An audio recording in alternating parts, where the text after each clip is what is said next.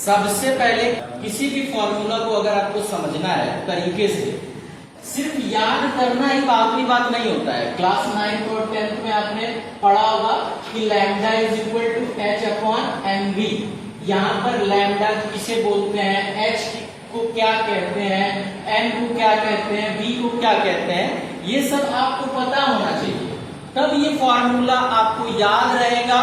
क्यों याद रहेगा? क्योंकि इसका उपयोग कहाँ पे होता है वो आपको पता है। जैसे आपका लैम्डा है जिसे तरंगदैर्घ्य बोलते हैं। अब आपने तरंगदैर्घ्य क्लास 9th में पढ़ा है, लेकिन तरंगदैर्घ्य का यूज कहाँ पे होता है? जो आप देखते होगे साउंड है, ध्वनि हुआ, प्रकाश हुआ, उसमें जो दूरियां मापी जाती है उसी को बोलते हैं क्या? तरंगदैर्घ्य। ये आपका प्लांक नियतांक है, एच जिसे बोलते हैं। प्लांक नियतांक जो होता है वो कहाँ पे पढ़ा होगा आपने? पढ़ा होगा प्लांक नियतांक बराबर इतना होता है, लेकिन होता क्या है ये नहीं पता है। तो जो सूक्ष्म कण होते हैं, कोई भी मैटर्स हो उसमें जो सूक्ष्म कण होते हैं उनकी स्थिति कैसे बदलती है, कहाँ कैसे किस प्रकार से बदलती है, उसका जब हम स्टडी करते हैं तो उसे बोलते हैं क्या?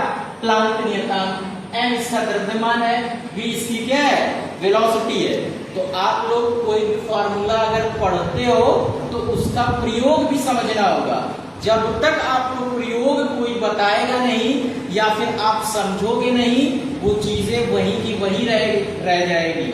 आप आगे पढ़ ही नहीं सकते हो, आपका मन ही नहीं लगेगा कि आगे पढ़ें। जब चीजें आप समझने का प्रयास नहीं करोगे या फिर कोई आपको बताएगा नहीं कि इसका प्रयोग कहाँ पे किया जाता है, तब तक आप पढ़ नहीं सकते हो।